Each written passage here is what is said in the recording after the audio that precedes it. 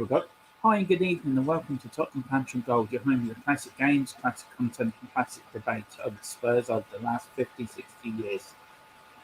Tonight we're showing a match from our recent history, and that's from the 1982 FA Cup semi-final against Leicester City. Can Tottenham reach the FA Cup final for the second successive year? And can they retain the FA Cup like they did back in 1961 and 1962? Watching me today with this match is a man that needs no introduction the world over. He really was there in Spurs in the 80s and the 90s. He is a man that rocks every flat cap, and my views is he's the best co-host anyone can wish for. It's Coover99. How are you, Coover? I'm doing really well, thank you, Dermot. Looking forward to a bit of Spurs against Leicester, 1982 FA Cup semi-final. Lot of household names in this match for sure.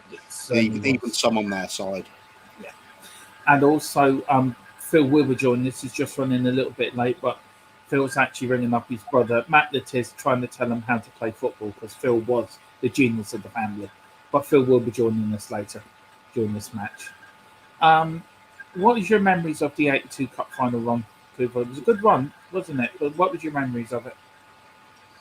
I was pretty young at the time, but I do certainly remember the semi-final and the final. I mean, you wouldn't you? Villa Park being a great venue for a cup semi-final, always is. It's always been one of my favourite away grounds, as well as a Spurs fan. You can generate an awful lot of noise in that ground. Yeah, it was all our big names. It was we were watching a match from a similar era earlier today, and it was missing Hoddle, it was missing Ardiles, missing Nicky Hazard. They're all in this one, so it's some of the all-time favourites for me. Yeah. Wayne Bonners put a comment in. Good evening, Wayne. Thank you for joining us. He says, "Good evening, gentlemen. We meet again. Good to see you again. Good to see you too, sir." A big shout out to Simon at Duck Jive 1 again for the use of this video. Cooper, do you want to say a few words for Duck Jive? As always, Duck Jive 1, Simon there's does such a great job with his channel. So many highlights that he's put together on VHS and put them onto YouTube. It's stuff you find hard to come by anywhere else. So he's got a great collection there. If you want to see it with the original commentary, go and visit his site. Give him a like and a subscribe. He's well worth it. A lot of England games there as well. But for us, it's a little gold mine for us to have a little talk for on nostalgia shows, isn't it? And do you want to read that coming out? The True Set.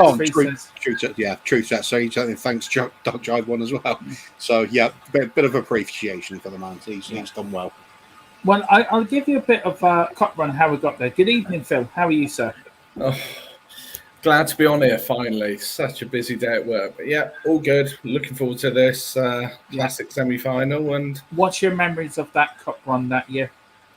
Just being like a little bit nervous, but knowing deep down you had the players to go and retain it, and you just obviously wanted to copy what we did 20 years previously. And with the team that we had, there was no reason why we shouldn't. And as we all know how it turned out very well in the end.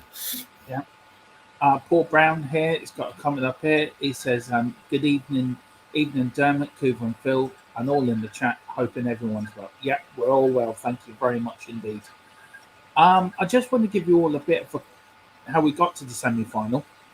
In the third round, we beat the Arsenal 1-0. Boom. And then we got a home tie in the fourth round against Leeds, and we beat them 1-0. Now in the fifth round, we got a home tie against Aston Villa, and again we beat them 1-0. So 3 games in the FA Cup, all 1-0 wins, all at home in White Hart Lane. Sixth round, we were away to Chelsea. We won them 3-2. I think Nicky Hazard talked about that game, didn't he? On his show with David,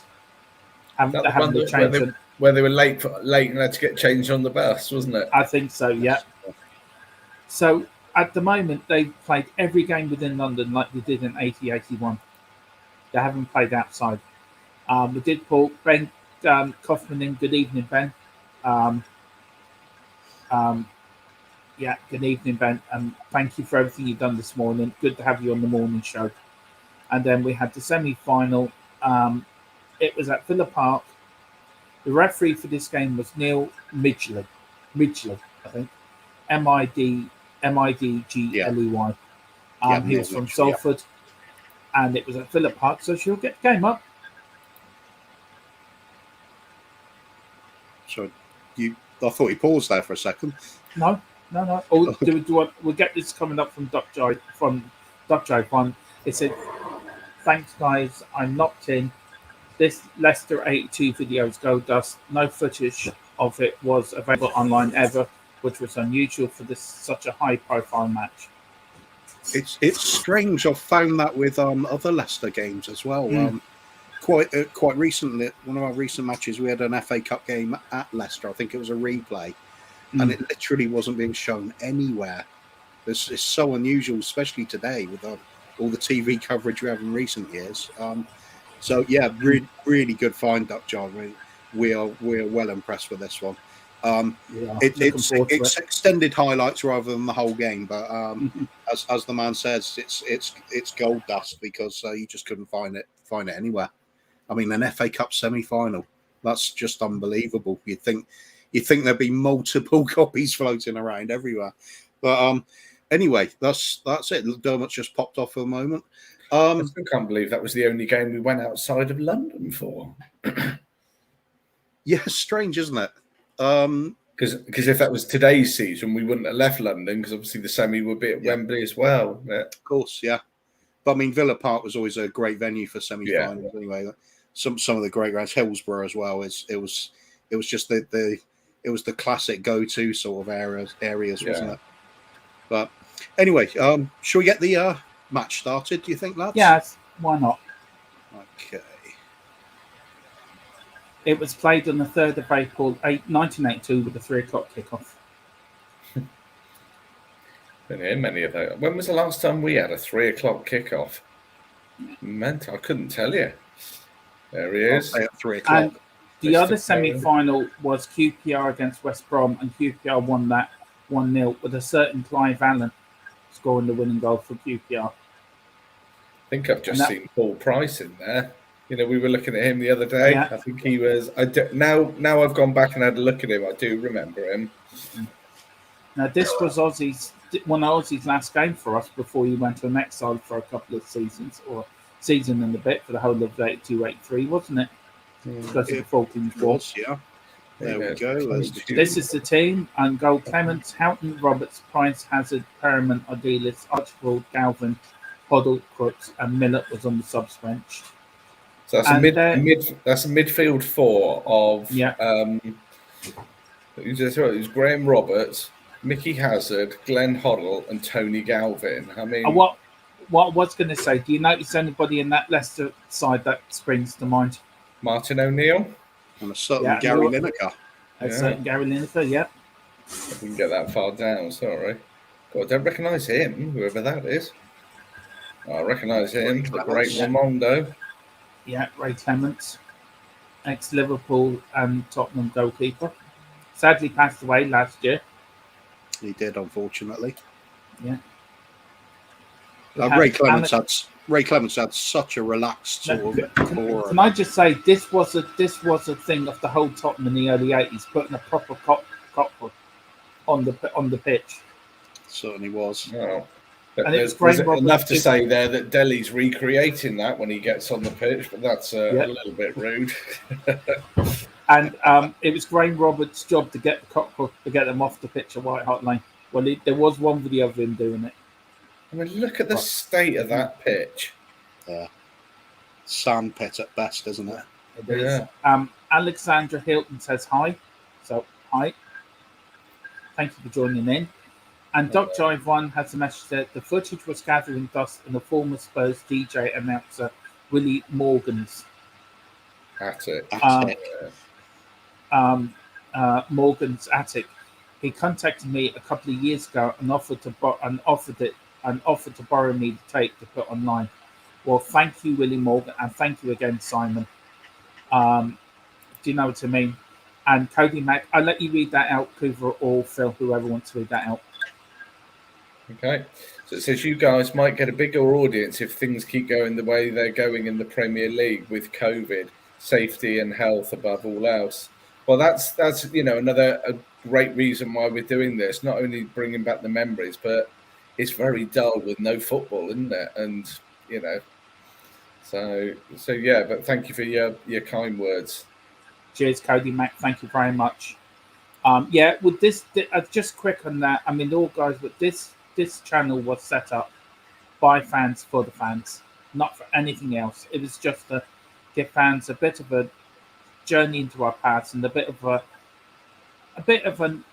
nice for an hour or two on a cold winter's evening. Just sit back and watch us being successful. So that's the whole idea. But thank you, Cody Mac, very appreciated. And do get on. We need to do your all-time Spurs 11 and your favourite match. So we'll do that one week when you're free. Cleveland, do you want to read out Catman, Carter Man Farmer Solutions? Evening, guys. Just off subject for a moment. I was watching a stream he did the other day, and the worst players for Spurs was being discussed. And I never heard the name Hassan Ghali come up. he certainly must have got a mention at some point. I mean, was I on that stream or not? Because I don't remember that. I'm trying to think. Perhaps that was on a different channel. Yeah. Maybe I remember having that discussion up on. Where were we at the time? I can't remember. I remember certainly doing a worst 11, but that doesn't sound like one of ours, does it?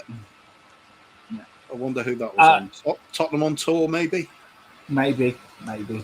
But we will be doing that as well. Tottenham's worst signings we're going to do one day. Yeah, you'll certainly hear that name anyway. Yeah. He's much hated as well as worst. Yeah. So the truth sets you free. Just saying there should be a jungle gym at the halfway line with the sandbox. Love it. Yeah, that pitch is a disgrace, isn't it? It is. Alexander Hilton says, to be fair, it looks better than the stadium pitch when Spurs Stadium was being made. Yeah. It does, Alexander. Cartman Farm Solution says, disgrace to the shirt. Yeah, Hassan Ghali, yeah. Ben said, morning show went well. I think the game was a ton of fun. Any game where you beat Arsenal was a ton of fun, let alone when you put 5 on them. Andrew Bailey. Andrew Bailey says, I'm home from hospital. Thanks for all the support. Glad you're all right, Andrew, and you're home now and on the recovery. And that's great news to hear. Great news to hear. Yes, as before, Andrew, if you're ever feeling a bit out of sorts, give me a call anytime, mate. Yeah, and big up as well, Kluver. I think we're getting a list of all the worst Spurs players. So can I just say something, Phil? I just wanted to say thank you to Duva, who gave out his time to speak to Andrew when he was having a bit of a difficult time. So big up, Kluver. Well done, man. Yeah. And Andrew, we're all here for you. As I say, we're a family. So, you can contact either of us on WhatsApp, DM us, or, we're always here. We know what it's like. Or just in the Spurs family in general. There's so many people that help others out. It's an incredible sort of group of people we got. Yeah, what a save by Clements there. Honest to God. What a save. Go on then, Phil. Go on. Yeah, no, I think we're just getting a list of some shocking players. Soldado was in there, Alan Hutton was in there, and then Spurs 72 is just saying, oh, Dermot Coover and Phil, how you guys doing? This was my mum's birthday month. She got an extra gift that month. Did she ever? Because we went and won the FA Cup. So it was fantastic. Now you've spoiled it, Phil. Oh, Phil, you spoiled it. I was trying to keep it as a surprise for everyone. People don't remember these matches. You're spoiled it now. We didn't win the FA Cup. We got lost in the semi-final. So it's another one of those years where we could have won more again as well, isn't it? Yeah. Like a nice European run. I think that's the game we showed the other night, wasn't it, with the Barcelona cheating goals.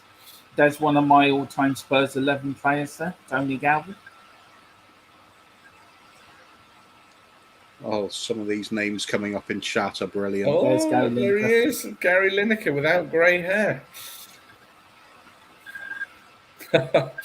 Sorry, I was just laughing at some of the comments here. So Wayne Bonner, Paolo Tramezzani. Tramezzani. Yeah. Yeah. I read that as potato Tramezzani, and I Yeah. wouldn't have been wrong. Where is the grass exactly? Pictures back then. There's one that would Can I make just- your all-time shocking 11. Yeah. Fazio. Archibald. Oh. Oh no, come on, Ben. Now you're not even talking about football players anymore. Now, I don't know what this play was. Gregor Raziak. He was a huge, great bloke, and whenever he jumped for a header, he ended up at a lower height than he started. Didn't we sign him like from Derby in the last minutes of the deadline day? Gavin, as always, up the wing. Look at that run. Look at it. Absolutely brilliant. Go on, Crooksy. Go on, Crooksy. Go on, Crooksy. Go on. Andy Booth. Yeah, Andy Booth up there. If you're playing a 4-4-2 and worst 11, I've always got Andy Booth and Gregor Raziak up there as the front two. What a shot from Crooksy. Yeah, somebody else's True 63 has just said that. Andy Reid.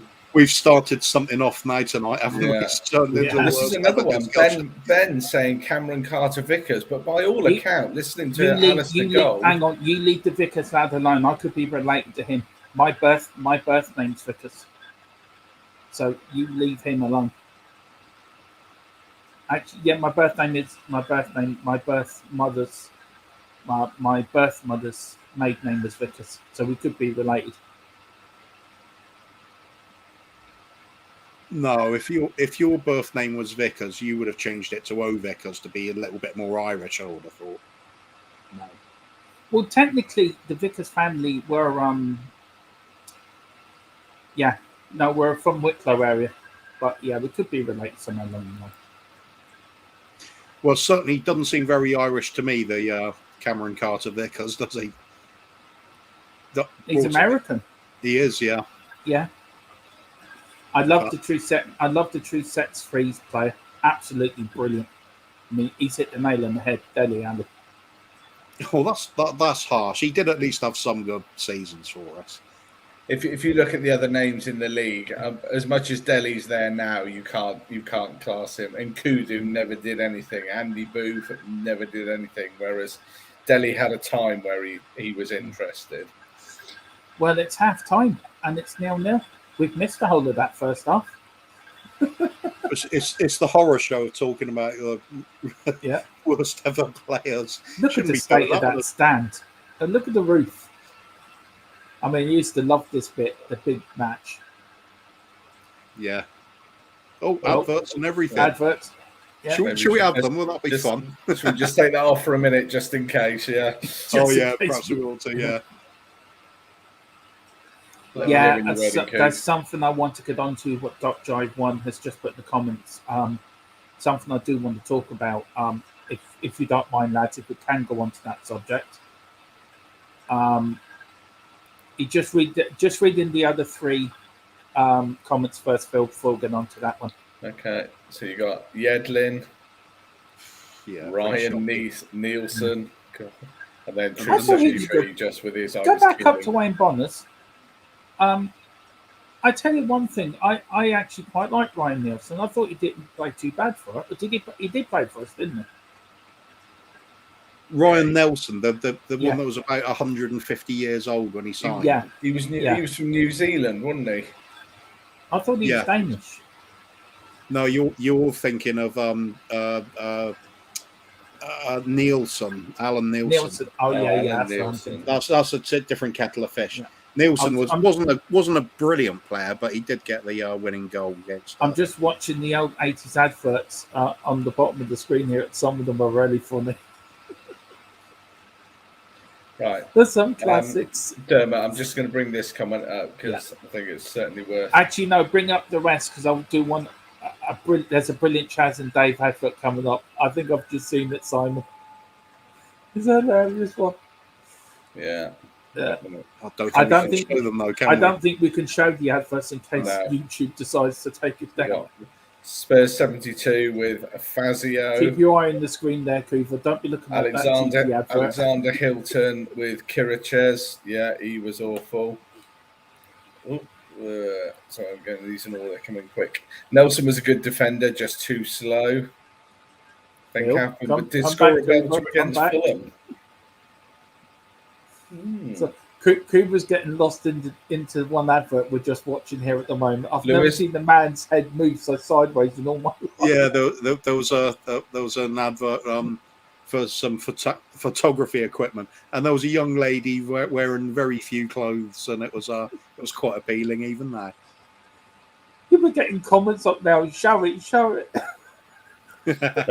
Right, I'm going to quickly work my way through these so that you can talk about Aussie. But Ben Kaufman was Lewis Holtby, shocking. Yeah. Truth Sets You Free, Dumitrescu, definitely, although he was a big name. And Wayne Bonner with Vincent Janssen. And we are away in the second half in this semi-final between Tottenham Hotspur and Leicester City for the place in the FA Cup final. Right, you might as well go back up to it now and talk about it. Yeah, we're on it. Well, she'll do this one. What we're not hearing is the constant booing and jeering of Aussie Ardelis. The Falklands War was just starting. Yes, it was. And yeah, I mean, how unfair was it on Aussie? I mean, extremely. Football should be just football, shouldn't it? It's just a player playing the game he loves. I mean, it's got nothing to do with him, has it? The war. I mean, the Argentina at the time, they're under a dictatorship. Even the people fighting the wars, they didn't want to be there. Most of them were just little conscripted kids. Yeah, it was bad times all round. But as usual, politicians use it for brownie points and swell up the national. Am I right to remember? I mean, I was only a wee kid at the time. I was think 5 at the time. Was it because Maggie Thatcher wasn't doing too well in the polls? And well, she certainly used that. Yeah, she certainly used it as a stepping stone for advantage, didn't she? Yeah, I mean, Argentina wanted the Falklands. I think it's basically comes down to whoever owns the Falklands has some claims to any sort of oil drilling rights in that area, and sort of towards the Antarctic as well, if I remember rightly. There's a reason there that it becomes valuable, because I mean, why else would we be there? Tiny little island group in the middle of nowhere, as far as we're concerned. Certainly wouldn't be for like strategic sheep farming for Britain. So would it make any difference to a little country across the water from you? Same thing, isn't it? Exactly. I mean, you wouldn't go to war over it just for the sake of a couple of little islands. So yeah, that was the big thing. And then of course, it for Maggie Thatcher turn it into a big patriotic strive against the opposing the mighty enemy coming for us. And even the sinking of the Belgrano, which was made headlines famously in the country with the Sun saying "Gotcha." It was, when you look back at it, it was shocking, because it was a bunch of conscripted kids getting killed. Basically, it's not some great huge naval victory that we should be proud of. You report those sort of facts, but sort of trying to glamorise it like that left a really bad taste in the mouth. There we go. Grafty Cooks. Thank you from our war correspondent there, Coover99, for the very latest from the Falklands War. Now back to the newsroom. Right, so let's do just our very quickly. Yeah, can I just have my quick say on it? And I'd also love to get your quick thoughts on that as well. I thought it was very bad for Aussie. And Aussie said the majority of the fans treated them really well, away fans, or when they went away from home. It was only the odd knobheads that treat them badly. But it had nothing. Him and poor Ricky Villa. We seem to forget Villa as well. He missed an FA Cup final because of it. But he actually went to the final that day and wasn't picked because of it. So you got to feel sorry for Ricky and Aussie. I mean, Ricky left then, didn't he? Not long so after, didn't he? Went back to Argentina. He went to Fort Lauderdale, didn't he? Yeah. But I love watching Aussie Ardelis on the ball. Such a little fella, and he was so strong on the ball. Yeah, do you want to go back through your plays again, Phil? Okay, let's start up at the top. So wait, these are our list of not so special players. Vincent Janssen, yeah. Interesting here, Jake Livermore. What's your guys' thoughts on Jake Livermore? I thought he was a good player. He was dependable for us, if you know what I mean. But that's my opinion. He was dependable. Oh, Uber? blatant foul. Yeah, it was. Oh, that was just starting to develop into something there. Yeah, Jake Livermore. I mean, he was a decent enough sort of pro. It's not the player you'd have in a team where you're looking to go on and push for top four, is it? It's No. he's your steady midfield player, but Yeah. he loved the club, that was for sure. He What really else have did. we got? True SUV, yeah, John Scales. That's Alexander another Hilton. one. That's another one. Could have been. John, yeah, Kyle Norton as well. Yeah. I thought he was as a right Swansea, back. isn't he now? Has he gone back? they are. One? Oh, here you go, Kuba. This went in my worst 11 last night. So big up to the Truth Sets You Free. Oh, no Jose way. Dominguez. No way. It was awesome. He was just funny. Yeah. Oh, this one. No, I think Jose Dominguez, when he had a spectacular game, it really was something special. But he had a lot where he didn't really do anything. Did you bring up Andrew's comment, or did you just totally miss it? No, I'll come back. No, I'll come back to it because we're doing the names. Oh, okay. Musa Saib, yeah, that's another. He was quite. He had a lot of promise, but again, just never produced, did he? And then picking up Ben's comments, just on earlier. Obviously, it had nothing to do with the politics. The Kirchers ran Argentina into the ground, then tried to get the Falklands to gain popularity. Yeah, with Truth Sets You Free, evil Argentina back then, throwing thousands of planes, hid the Nazis too. Yeah, not a great time in that one. And then back to sorry, go on. Oh yeah. You rarely find a sort of nice dictatorship, do you? No. He only done that because he was losing popularity, and he thought the British wouldn't bother fighting for the Falklands. That's what he thought.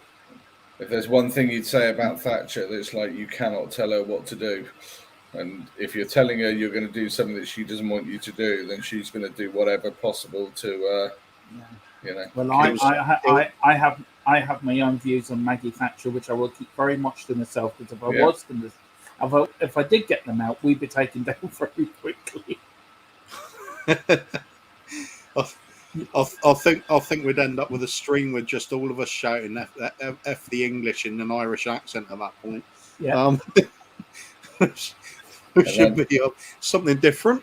But it's as everybody's saying. I mean, football had nothing to do with it. It should never have been at a point where players getting booed just because of their nationality.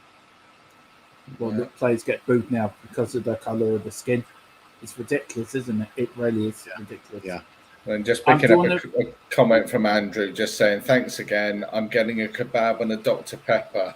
Seriously, Andrew, Dr. Pepper, that is probably my worst drink of all time, because the hospital food is questionable, but Dr. Pepper. It's not as bad as having a Dr. Tottenham. That's true. Well, whatever you have, Andrew, enjoy it, and we're glad you're home from hospital, and we're glad you're feeling better. And again, thanks, Cooper, for what you did. You know, big up yourself. Well, like I said, we're all family on these Spurs pages. So if it goes for anybody else as well, if you're feeling a bit like you need somebody to talk to, just reach out. There's people there. That we all have these moments. Life isn't as great as it could be for a lot of us some of the time. So you're never alone. Just reach out and talk to somebody. How do you think Tottenham? Sorry, Cooper. Sorry. Oh, sorry. Yeah, even if we can't help directly, it's good to have somebody just there to listen to you a little bit when you need it. So big up, Andrew. Glad to see you on the fix, mate. You seem to just walking over the top of it. He's on the side of the pitch. Yeah. I can't remember who scored our second in this game. Well, Simon says Simon's just said comedy own goal coming up. So. Yeah. I know the one. Yeah.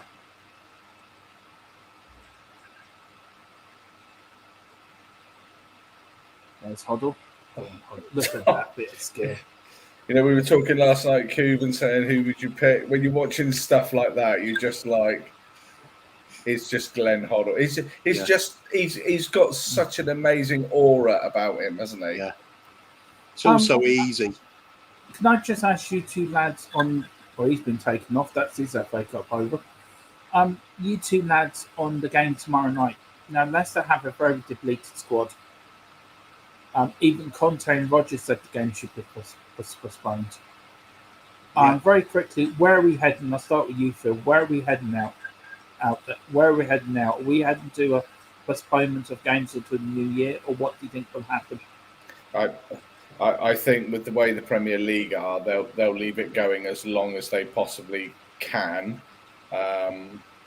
But you're right; they probably do need to do something because it's like suddenly saying, "Well, Tottenham are good to play." To there we go. There it is. What? Come on, Graphy. Cheers, boys. Who was that? Look, he's going over to him again. It was number 10. Is that Lineker? No, Lineker was number 8. No. Good cross by Galvin, though. Can you see now why I had him in my all-time Spurs 11? Lineker would never be that far back. Oh, Tiro. It's even better in slow motion. When the man, if you go back, even before he left his foot, Mickey had his arms in the air. It was Ian Wilson. Simon just said. Ben's saying that tomorrow will not go ahead, in my opinion. I actually agree with Ben. I don't think it will. Well, the point is if we've just had 10 days self-isolating, can they all be fully fit? Yeah.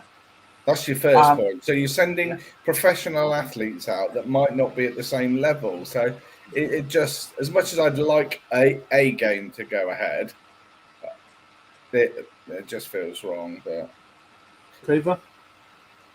Yeah, it's just ridiculous. We've had this conversation before, haven't we? Yeah. I think it's just ridiculous trying to force fixtures to go ahead at the moment. Clubs need to be able to just regroup and get their own house in order. No, then you can have that period of isolation where you know who's going to be fit for your next game. But at the moment, it's just guesswork. It's you'll get half the squad fine one day, their test positive the next. You leave fans no time to change their plans. People coming from abroad to watch matches gets called off at the last moment. It's ridiculous. Let's just have that little break. Everybody regroup and we can carefully start rolling the games out then. I think personally, I think it's all to do with money. I think it's to do with the substitution. Paul Miller's come on for, I don't know who went off, but Paul Miller's on now. I think it's all to do with money. I think it's to do with the Premier League don't really care about player safety or fan safety. This is about the fans as well. Not just about the clubs and the players and the managers. It's about the fans and their family. How many fans will go tomorrow night without wearing a mask and could bring it home to their families? Yeah. So you could get it and then you walk of life. I understand that. But, I think if Tottenham and Leicester are passed, I think this is, again, power from peer pressure from the TV companies. Yeah, of course. We've paid you so many million to watch this match. It's going ahead no matter what. Well, we haven't got the players. We'll send out a load of kids then. Do you know what I mean? It's ridiculous. And the sooner somebody has a bit of balls and actually stands up to these people and say, no, we're stopping it because of player safety, the better. None of them have got a pair of balls between them.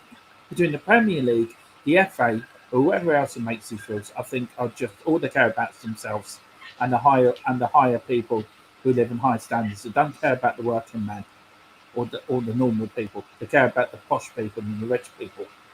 And I think it's freaking ridiculous. was saying it the other night. So was it on Mr. K's show? It might have been. Otherwise, it would have been on Spurswasion or something like that. I was just mentioning there's the game called Plague Evolved, popular on mobile phones as well as PCs. But and the idea is to get the whole world infected with your virus and wipe it out. This is a sort of situation that you dream of on that game. Force lots of people together in one place to infect as many as possible, and then disperse them back where they came from. It'll be your dream scenario for spreading an infection. Yet we're doing this. I mean, it makes no sense. It's the one thing you want to avoid is these mass gatherings like this. Yeah, I mean, I don't know what your governments are doing. I mean, I really don't know. I mean, I look at your Prime Minister. No offence, guys. I know you're English and he's your Prime Minister, but he is a bit of a wally. Yeah. Yeah. So that's another show, isn't it? I actually call him That's Donald a show Trump on its own. I call him Donald Trump's love child.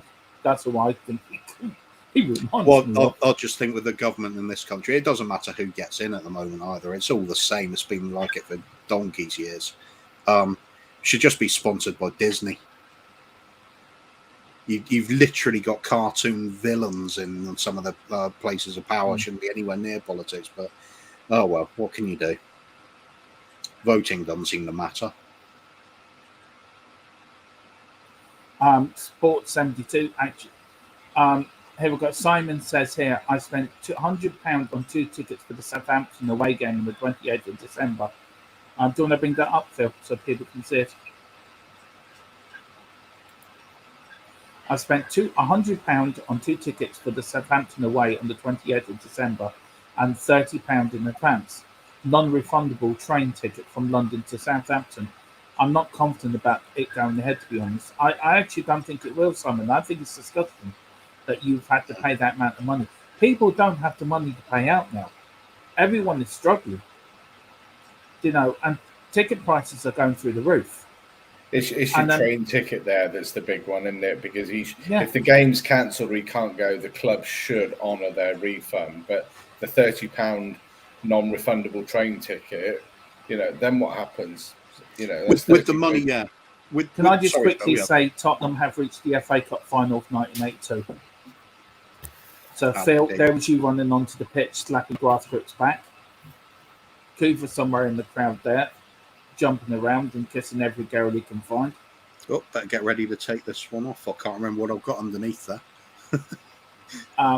And then Spurs, Phil was right. We did go on to win the FA Cup. But yeah, of course.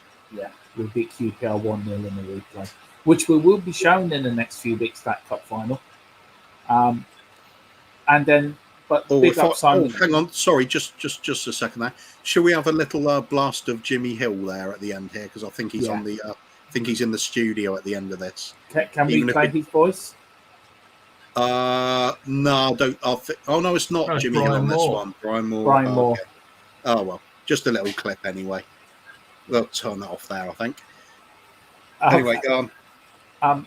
What do you say? I mean, are we going to do the other game or not? Are we going to do the Graham Roberts hat trick? We could do. We've got. I've got it lined up, ready to go whenever we want it. It was Kevin Keegan, Southampton against Graham Roberts, Tottenham at White Hart Lane. I think it's from the same season, wasn't it, Cooper? It was, yeah. And of course, Graham Roberts, something to prove against the club that let him go when he was a youngster. Southampton said he wasn't good enough, so he was raring to go to show them what they missed out on. What do you say to Phil? What was your response to Simon's comment there about the €100 and that? What's your response to that? I said it's just really unfair for. I think if the game doesn't go ahead, he'll get his. The club will honour the refund, but it's his train ticket that's the issue. And unfortunately, the club won't honour that and go, well, I'm really sorry. It was out of our control. They won't refund him. So, it's a big deal for him, isn't it? Because it may or may not happen. And then you've got Spurs 72 said putting human health and life on the back of a banner. Hang on. Putting life. I'll let you read that because I'm putting human health and stroke life on the back burner for sports ratings is rather disgusting, if you ask me. I agree. Yeah, I do agree. we are talking about people losing their lives on this illness. I mean, we've got one of our own, Bob Spur, who's struggling in hospital at the moment. Our best wishes again to him, as always. You just think when it's affecting everybody widespread all over the country. It doesn't matter backgrounds. It's not selective. We should be locking things down. It's simple things we need to do at the moment. They're just not being done. So yeah, comes back, as you said, it's come back to all the. Just on that, as a very political question, do you think that's because of Christmas? Do you think if we were a month ahead, they'd be more inclined to maybe shut down or close things down? Do you think there's a big bit there? Could be. I mean, lots of businesses survive on the Christmas period, don't they? Yeah. So it's a difficult one because you don't want people's livelihood taken away either. But let's have some sensible measures at least. Mm-hmm. Yeah. Sorry, Dermot, that was a mistake I just sent. Yeah. Okay. Going back to Duckjai's point about the non-refundable train ticket. I personally think we should have in place the Premier League, especially with the amount of money they generate. There should be some sort of money set aside for insurance for fans that have travelled like that. They can show that they can clearly prove they've got their ticket for the game. There should be something in place to help them financially to refund any sort of travel costs. I can't see any reason not to do that. We're talking insane amounts of money they're making. And then you got Alexander Hilton saying, "Bring back the yellow on the socks."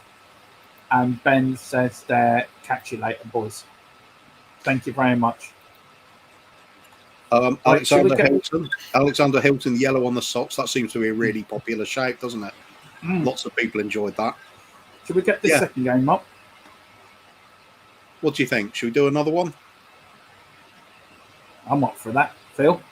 Yeah. Phil's too busy looking on his phone trying to How about see the people on the channel? Should we have another classic game? Huh? What you what, Phil? I'm still just finishing off little bits at work, which is frustrating. Yeah. Well, we could put another game on that could be left for an hour while you're enjoying yourself watching old Tottenham games. Let me just put your phone to a side and just leave it for an hour. We'll do the Southampton Spurs versus Southampton game then, shall we? Okay, let's get this. I did send Phil a photo last night. Did you like that photo I sent you, Phil? Yeah, it was helped me for a while. I do not want to know. Oh, hell to the other one. And here's the other one. There's Kevin Keegan there. So it's about the only time you're going to see his face during a football match. The rest of the time, it's just hair. Who was the guy with the bald head then? I recognised him. This is what's on the back. Brian Roberts trying to catch the cockerel. Alan Armstrong, is it, with the bald head? Look, does he catch the cockerel or not? They need Rocky. They need Rocky to do that. Don't it's so funny, this bit. Anyway, this is the team: Clements, Houghton, Miller, Price, Hazard, Perriman, Captain, Roberts, Archibald, Galvin, Hoddle, and Falco was on the bench.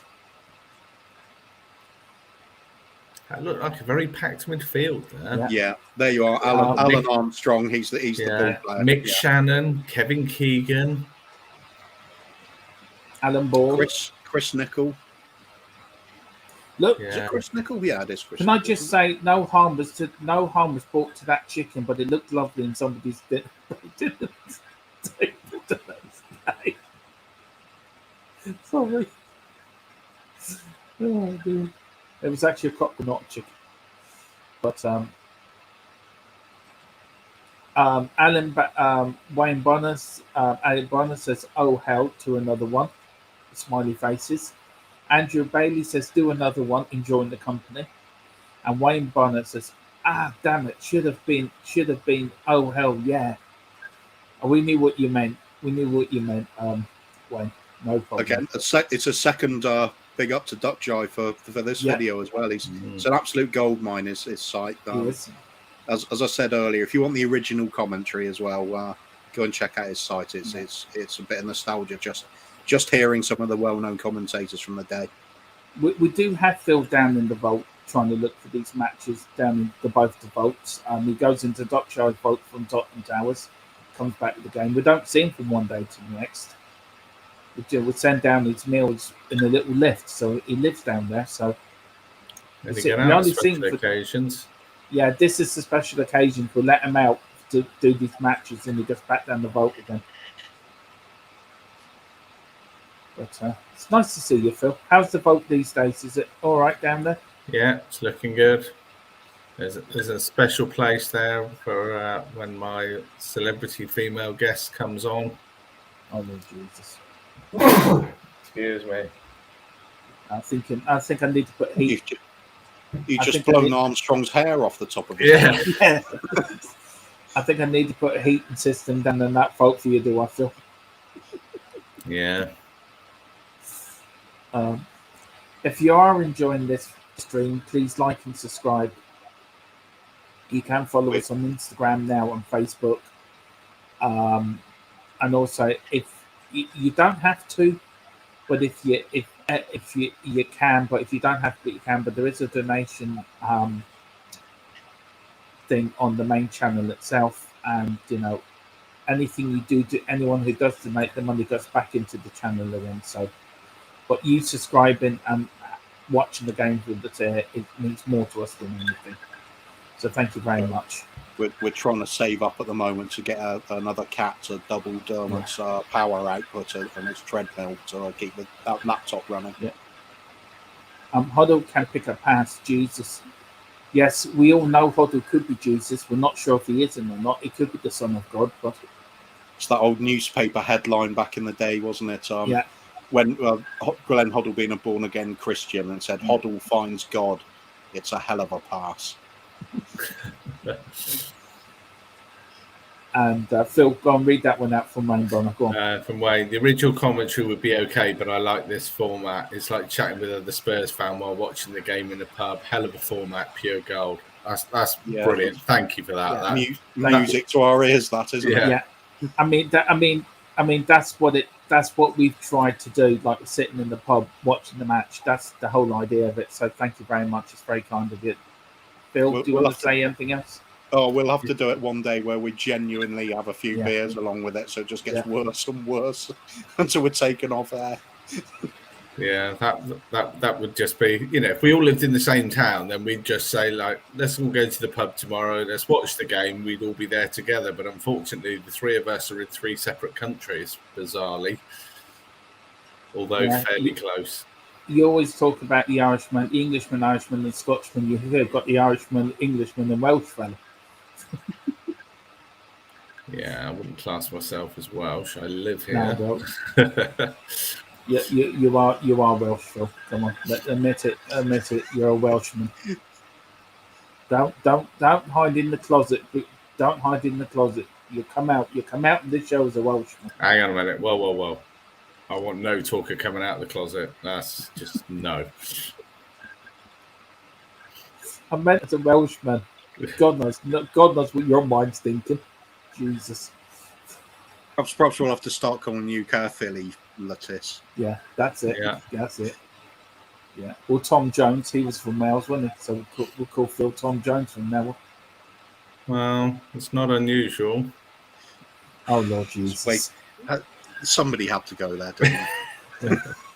It is a bit like from the green grass of home. Oh, what a go for Roberts. Diving header.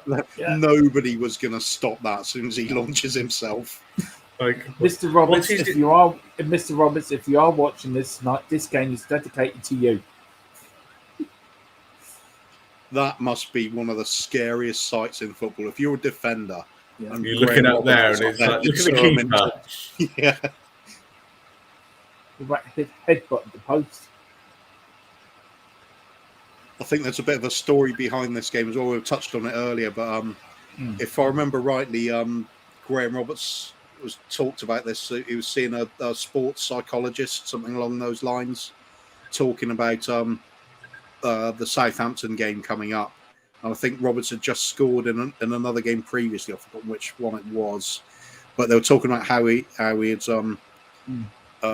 going to address the game, and they were talking about you can recreate that sort of goal scoring feel and something along those lines. But it was inspired by this talk with the psychologist, but also it's the fact that Southampton had let him go as a youngster, and he wasn't going to let them forget that. Look at him go. Look at Tony Galvin go.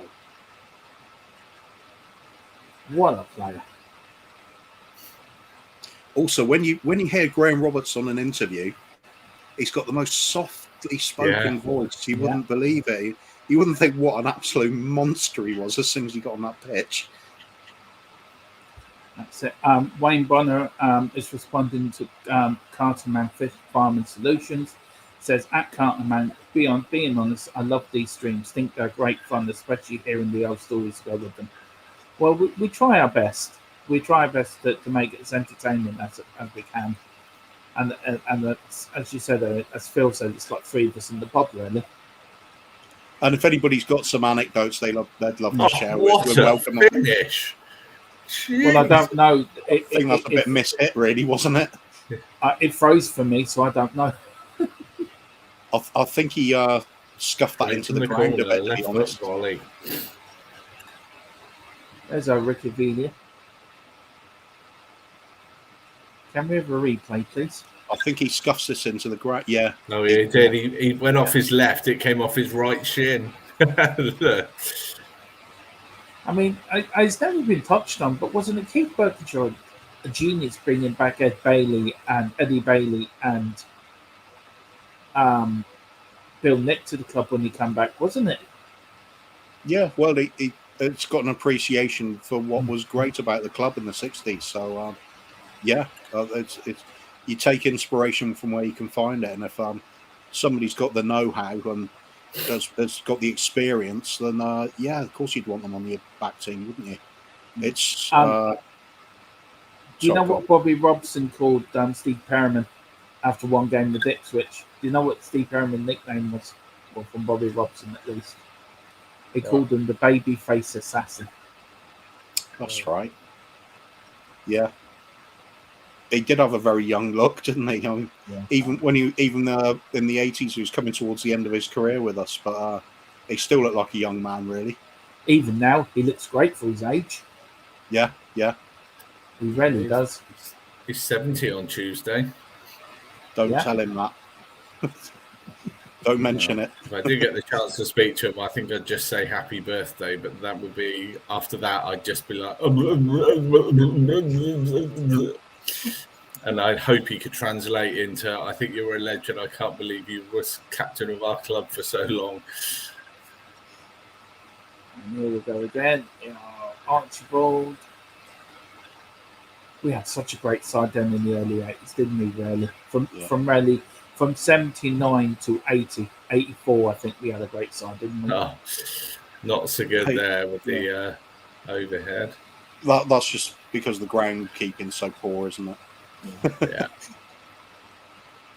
Yeah. We had grit, we had determination, we had flair, pace, everything you could want in a side.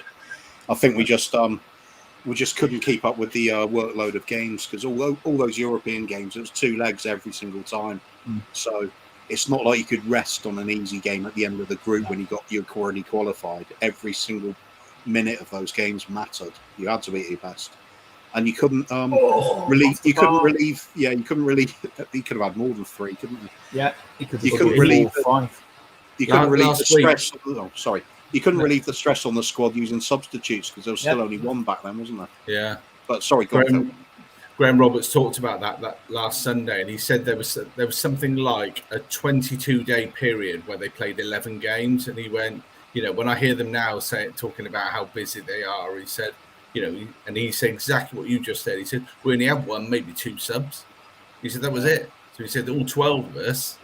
I also remember that very famous, Aston Villa won the league in 81. Yeah. They only used 13 players in the league all season. You think the average club does more than that per game? Graham Roberts again. Yeah. Who is that? Carter Man Farming Solutions got a comment here, and bless him, it's such a lovely comment. It said it's like being in the pub with. I'll go over there. It's like being in the pub with mates talking of yesteryear. I'm at home all the time now, and don't get the pub banter. This is the next best thing. Well, that's exactly how we wanted it. That's what we were thinking ourselves. That's how we wanted it to come across, wasn't it? Phil, anything to Carter Man Farming Solutions? Farming Simulator, Simulator, sorry. Yeah, no, just that, like you said, that's exactly what the sort of the vibe that we were trying to go for when we were talking about doing the old games and talking of, olden day Tottenham, because there was a lot to be thankful. With the majority of this side would make it into our side now by our account. So sat watching them with people that you're close with and get, knowing that you're doing a service for everyone, it's just brilliant. We are going back to the 60s. We have managed to find, it's on Dock Drive, it's half time, Tottenham 2, Southampton 0. We are now, we've actually, on Dock Drives, we found some of the 1960s original match of the day Tottenham games.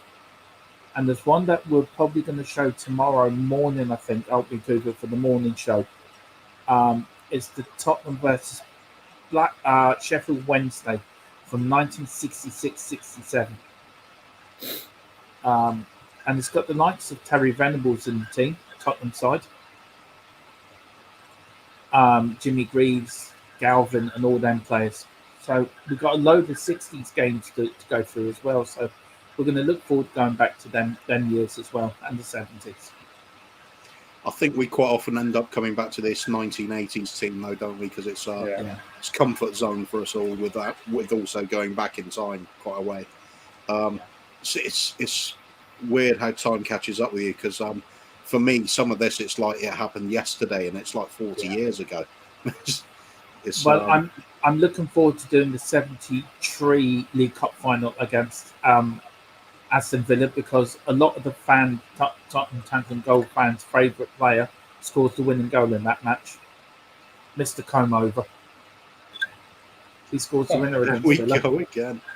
Yeah. That was probably the pick of his goals today, I think. It was his pick of it. I've got a couple of comments here from Wayne Bonner and Carter Man Farming Simulator, and then Wayne Bonner. He says, he was talking to Carter Man, my locals, mainly Chelsea because of the landlord, and Arsenal. I'm one of 2 Spurs fans in there. Well, I'm the only Spurs fan in Gorey and Wexford, Wayne Bonner, so, everyone else is Liverpool, Manchester United. Carter Man says, you guys are great. Sorry for the name LMAO. You're grand? I didn't even notice it.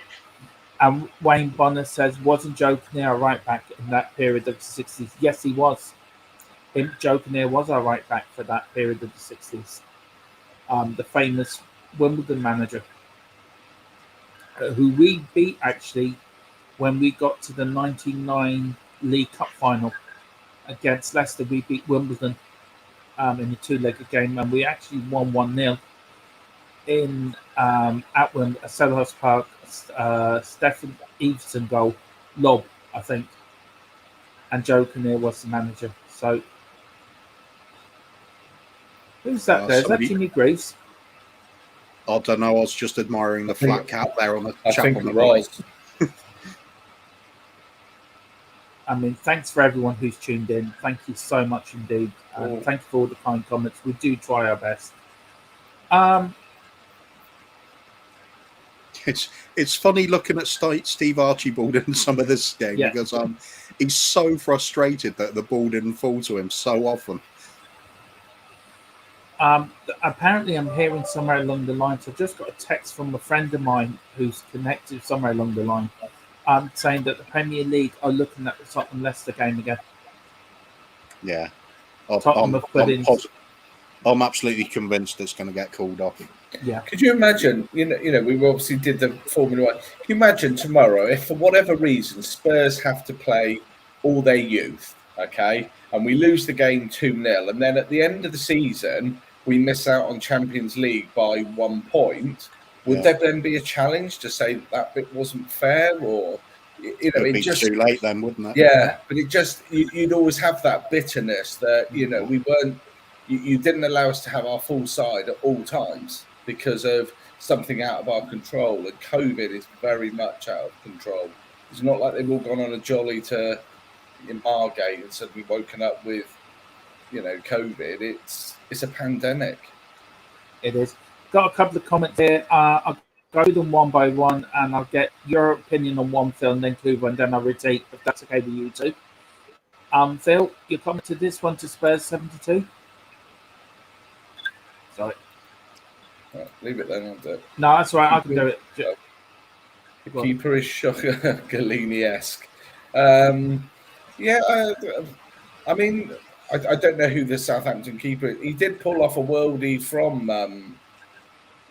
Graham Roberts just now, but he doesn't look like he's someone that you're going to be instilling and going, yeah, I'm all up for that. I can't remember the name of the chap. I think he's got an Eastern European name. There's Ozzy. Ozzy was coming back to the club at this point.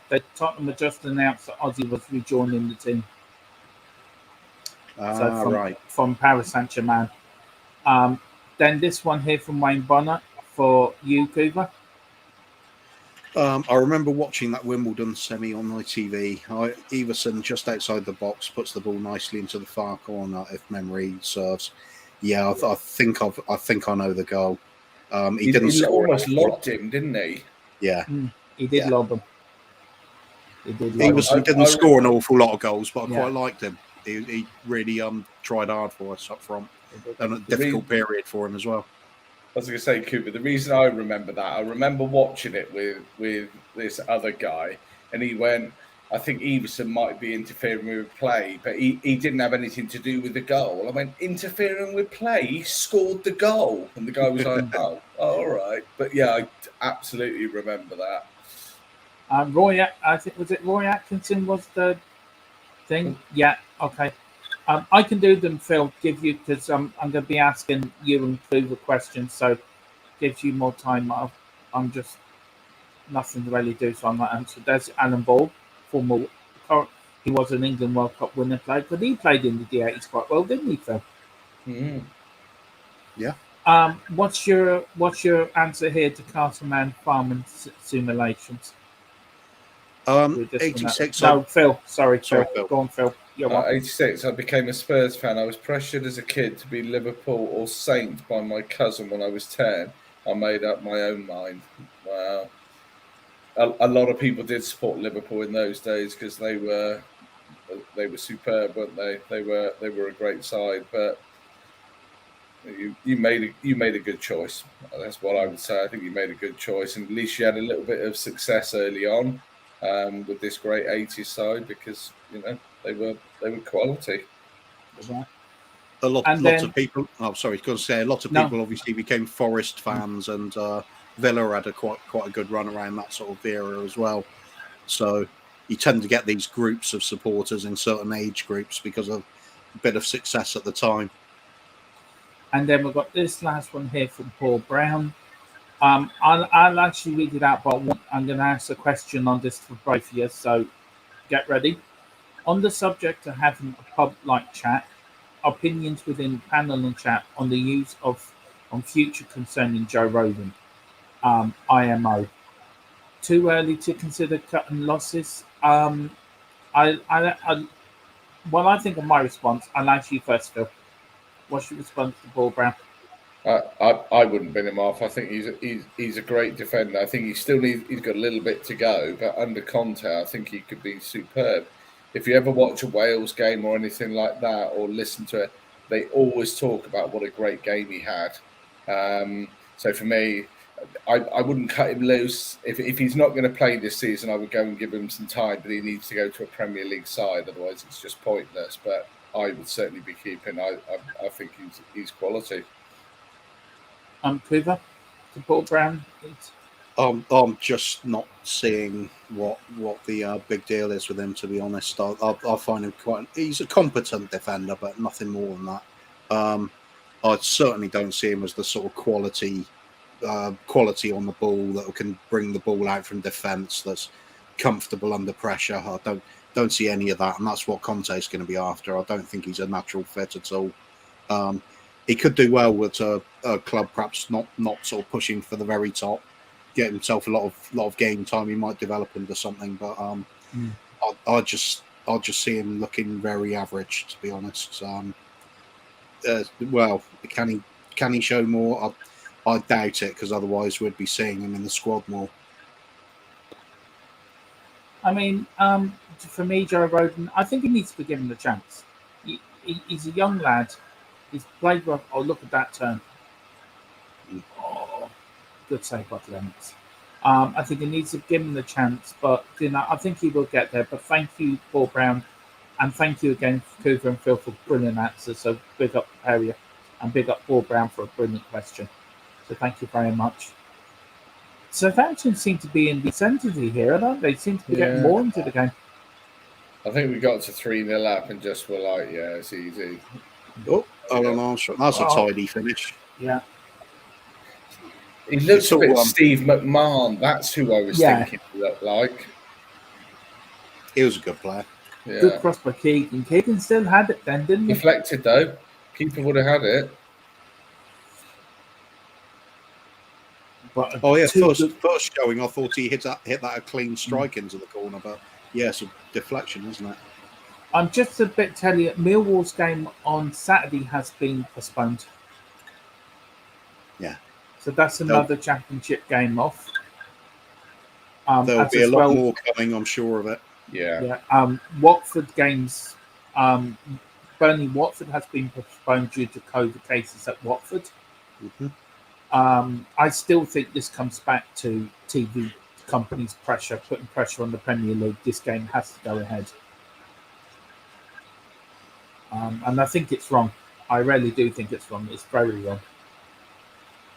But I will say, lads, I mean, I've said it before and I'll say it again. I will say it every time I say it, but whoever designed the West Stand didn't really get it right, did he? When it comes to the tunnel and the centre of the pitch. Oh, that was blatant hand, but he'd go for that. Sorry, he'd go for that now, wouldn't he? What would you say to that, Phil? I mean, whoever was the architect for that didn't really get it right, did he? No, not in any way, shape, or form. It doesn't look right. I mean, we had that stand for how long? To a couple of years ago. What's that? Where are we now? 83, 84, something like that? 82, 83. Is this the 81, 82 season? Or 82, 83? Yeah, it's 81. So we had it for 30 years, all but from 25 years. I wonder did the scholar get involved in that planning permission and moved that? I wonder. That's what got him involved in the club in the first place, wasn't it? Yeah, because we're and that's the end of the match. Tottenham 3, Southampton 2, Graham Roberts hat-trick. My Jesus, brilliant hat-trick. But I mean, that even as a kid, I always thought that looked a bit odd.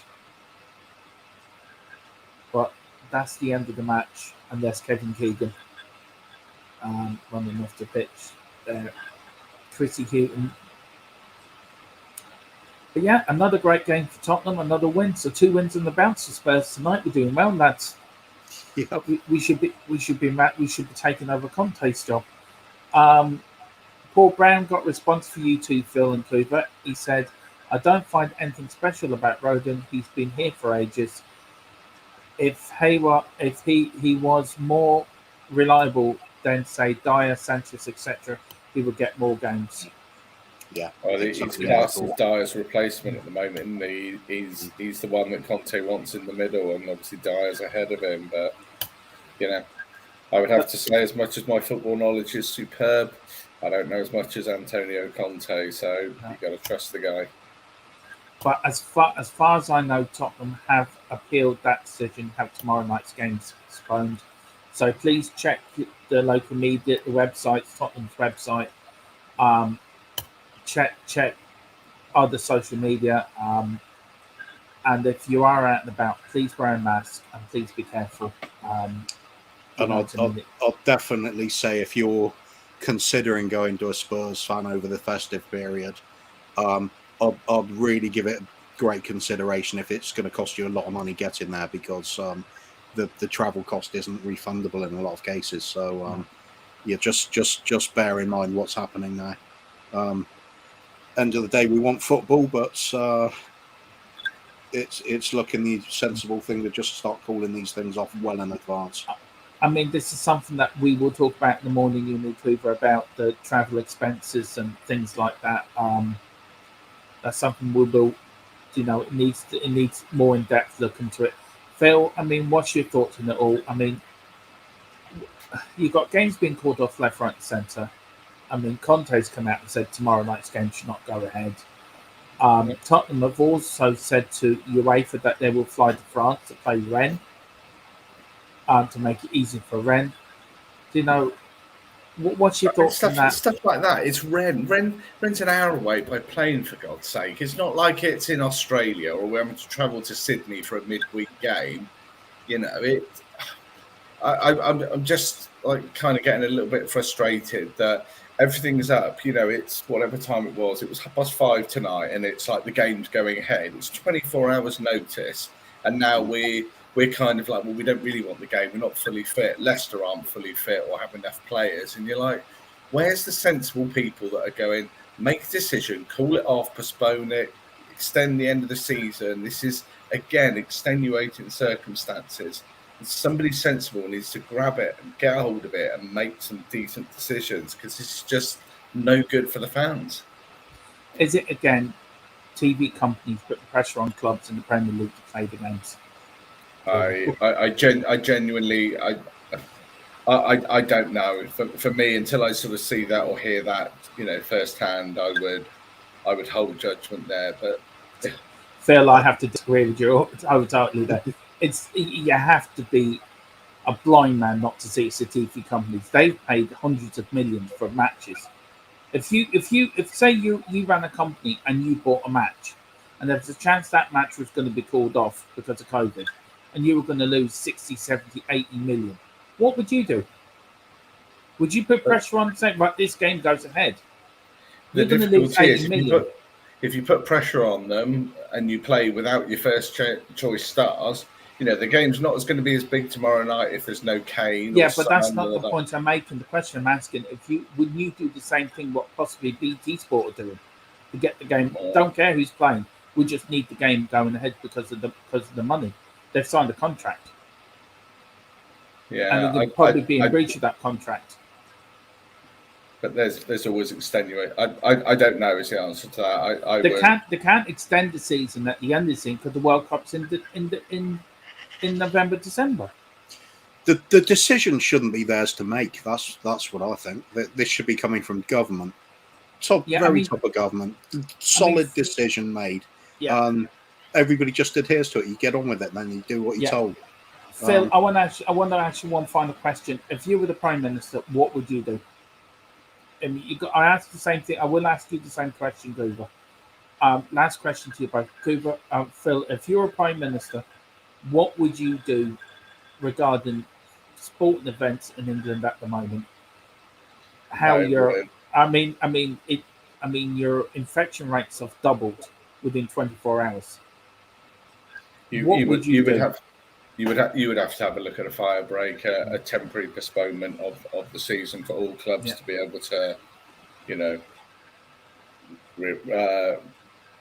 review and go back to making sure that they're safe, because it's not just about your teams. It's the fact that I want to go to the game tomorrow night along with 50,000 other people. That's as big a risk as the players getting infected, because those 50,000 then all go home. And then it's Christmas and everything else. So it just... Yeah, but what would you do? That's what would you do? Yeah. Would you stop it? It would feel a sensible decision to have a fire break and delay the season for a month. How long for? A month or so. Yeah, but... Right, another question to you. You've got the World Cup now in next winter. Yeah. How do you fit all them games in? Because the players are not going to get a break. It's going to be continued on to the World Cup. So what do you do? That's the part when you need to obviously have a look at and see what the breaks are. This summer is about their only chance for a solid rest. But I can't answer that because I haven't got all the stats, and you don't know what it's like, whether they can extend the season by 2 weeks or whether they put a couple of extra games in between. I guess it depends how long they're going to shut the season down. So if they shut it down for 2 months, there's no way they're getting a summer break. If they shut it down for 2 weeks, then there's a little bit of space in January, and then you're almost then pushing it towards the end of the season. But either way, it's a logistical nightmare for the planners. It's a logistical nightmare for the players, and it's a nightmare for the fans because of the high risk of infection. I will come to you in a minute, Coover. Sorry, I do apologise. I just because Phil's on fire here, so I want to get Phil going because he's on fire tonight. Because we don't have him on in the morning, these questions I really want to get Phil's opinion on. Wayne Bonner says here, Phil, if Rennes wanted to play the game, they make the effort. Yeah, I mean, there's another point in there, and we don't normally talk modern day stuff, but we're looking ahead with fixtures every 2 or 3 days. They're on a bloody mid-season break, so you're telling me that they can't fit that in and around that. I think there's space for us in January to fit that game in potentially, but it's whether or not they want to fit the Premier League backlash, because we're already 2 games down now, aren't we? Potentially 3 with tomorrow. So yeah, I think with your football schedulers and the logistics of it is they've just got to make it work. And if they decide that they are going to finish on whatever the date is, the 20th of May, then they might have to do some things earlier. If they decide that they might extend it to the 8th of June, for argument's sake, and they can extend it 3 weeks, then they can make a different way. But it's not just then Europe, so it's not just Britain that it affects, because if you do delay all our Premier League fixtures to the end, that means you still got to play European, because you got the 4 clubs in the Champions League, the 2 in the Conference, the 2 in the Europa League. They can't be extended. They're almost having to take priority because of the way the fixtures run. Right. I mean, I've got the dates up here for the World Cup next winter. I mean, the tournament will kick off on November the 21st, 2022, and it will finish on Saturday the 3rd of December. How do we fit all this in? Saturday. I think it's later than that. I thought it was just before Christmas. No. We come back on St. Stephen's Day, Boxing Day. That's the first Premier League match back. So it starts on November the 21st, 2022. Yeah. And then the final is played on the 3rd of December. Sunday, the 18th of December. Yeah, I was going to say, I thought it was a little bit, because it's normally about 4 weeks, isn't it? Yeah. So you've got that time period. You've got a bit of a break before and a bit of break now. Where do you fit all these extra fixtures in? I can't answer that one, because the logical way to do it is you delay the end of the season, but then none of them get their decent breaks through the summer, do they? Normally they have all of. Would you cancel the World Cup next year? Never going to happen. Never going to happen. So, not never going to happen. And just would you personally?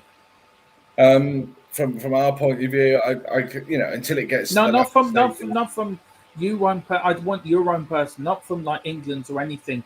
From your personal point of view, should the World Cup in Qatar be cancelled and moved somewhere else? Okay, in answer to that, yes, it should be moved to the following summer.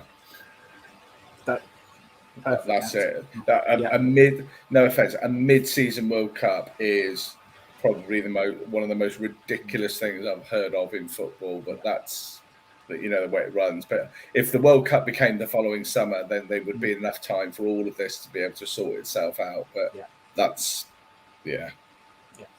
Dermot, Spurs 72 says, Dermot, Phil and Coover, great stream as always. Thank you guys very, very much. Thank you so much indeed. Wayne Bonner's put in here while I'll just take till I know that Coover's coming back in. Is he all right to come back in, do you think, Phil? Yeah. Right, he's back in. Right. I am getting to you, Coover. Sorry. It's just why we've got Phil here. He's not in the mornings. It's Yes, just no somebody's- problem. I was chatting to my lad anyway, Yeah.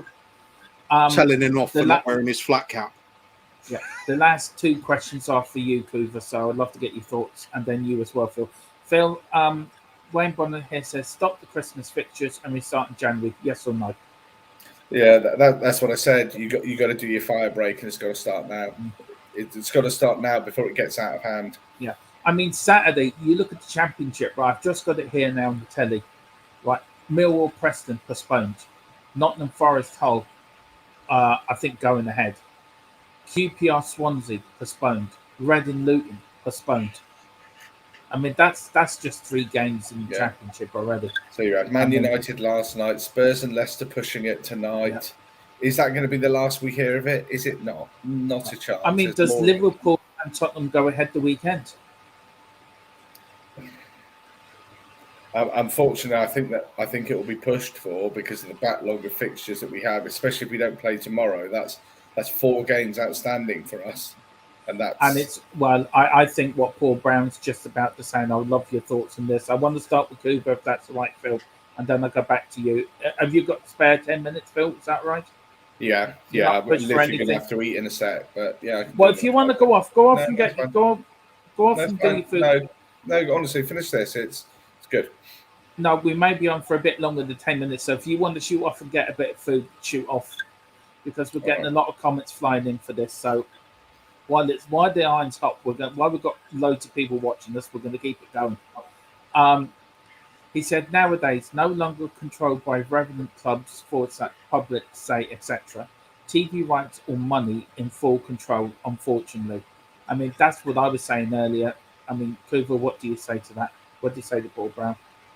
Well, yeah, he's quite right. That's why all these decisions have to come from the very top, which is the government, not the sport.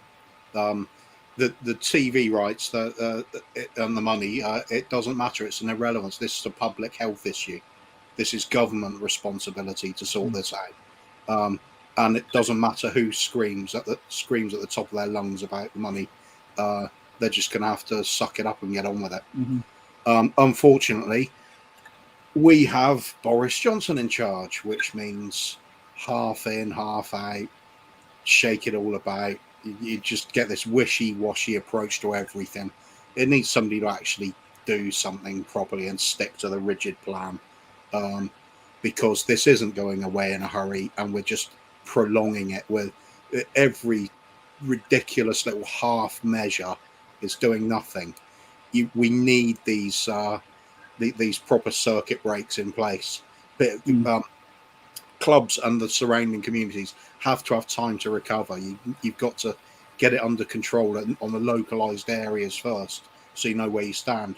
The Liverpool game coming up on the weekend, as it stands, if Liverpool aren't affected by COVID and we are, you bet your ass that will go ahead, because Liverpool matter more to the money makers on the TV rights. They want their games played no matter what. We're not going to matter because we're not top 4 at the moment. No. So roles reversed. If we're okay, but Liverpool are affected by COVID, game will be called off already. Yeah, absolutely. Phil, just your quick answer to Paul Brown. Well, it kind of covered what we said. There is the indication that it looks like it's the TV people that are pulling the strings, and the only one that can overrule that is, Super Boris, and he doesn't seem that he's got the gumption to go and do it, or when he does it, it'll be too little, too late. It'll already be too far. Will be too far down the line. Your best bet you could do is to pull it now, and then consider an early January return, and then everyone gets the 2 weeks over Christmas to stop the going out, to stop the parties, stop the sports, stop all that mixture. That's what sensible people would say. I mean, if need be, and we're forced into this ridiculous, FIFA World Corrupt. I meant World Cup. Then we could always split the season. We'll just finish off the last parts, the unfinished games, do it after the World Cup. Just space it out. It's a sensible measure. But I mean, the obvious choice is just stop this World Cup in the first place. Should never have happened. Qatar should never have had it in the first place. It absolutely stinks of corruption. I mean, there's people dying building stadiums over there. 3,000 workers, isn't it? That was Yeah. the figure I heard. Bloody hell, Yeah. that's insane to build football It is grounds insane. in a country that's not really set to do it. It's No. just ridiculous. I mean, we had them in our group for the World Cup qualifying. Lord Jesus, their shit. The time they really are.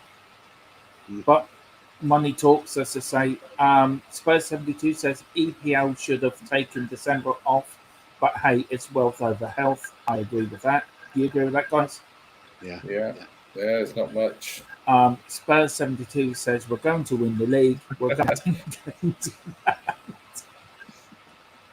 That's more like at the rate we're going as a positive. At least we'll have all our January signings and all our summer signings in before the league finishes. So we could already, once we get, I don't know who's coming next summer, Dybala and Messi and Mbappe and Vlahovic. By the time they've all signed in June, we'll be good to go. Yeah. Perhaps they'll do it some sort of like they do with the cricket if the rain interrupts plays and you can't finish the match. And they do this little scoring system where you get average points over a certain thing. That might suit us well. Perhaps we'll win the league with only playing about 14 games. On the Tottenham champions of the Premier League using the Duckworth message, or what is that? What it's called? Duckworth scale, something like that. We could have it as a Duckworth Messi. Yeah. It's a Duckworth. Well, we're certainly in a big Messi at the moment, aren't we? And then Wayne says that World Cup's a joke, all about money, nothing whatsoever to do with football. Well, I think we'll end it there. Thank you, everyone who's been watching. Hope you enjoyed the 2 games tonight. Oh, there's one thing about that World Cup as well. The stadiums with they've got the big sort of ventilation systems to cool the stadium down enough to play sport in it. What happens if one of those breaks down? Yeah. It's just nothing. There's no backup. We'll just be playing in 90-degree heat, and it'll be like Mexico in the summer. Yeah, ridiculous. Anyway, never mind. Paul Brown says Spurs 72. LOL, spot on. Yeah, absolutely. Yeah. Well, listen. Thank you all for watching. Thank you for everyone who's contributed tonight to the comments. Thank you again. 2 great matches. We're back tomorrow at 11 o'clock. Me and Coover. With a morning show, and then I think no Ben tomorrow though. No Ben tomorrow, so we're going to show again tomorrow in Vancouver, and then I think we're not on tomorrow. Well, we might be on if there's no game. If there's no game, then we'll be on. And if not, then we'll be back on Friday morning, and we're back then Friday evening with a full length game. I don't know what we're going to do, but we will put up on our social media. I've spotted a very tasty couple of Spurs Liverpool matches in that archive, so we could have something like that. We may do a cup final. Well, we'll have a discussion on that. I might, if Kiva gives me the games, I'll put it up on our Twitter page and as a poll. I think that's Phil having enough about COVID. On that point, we shall now say good night. Levy out and come on, you Spurs. Come on, you Spurs. Levy out. Big up Bob Spur as well. Big up Bob Spur as well. Yeah, of course. Wrong thing. Sorry about that. 30 seconds. Professional finish to the show as always. Yeah.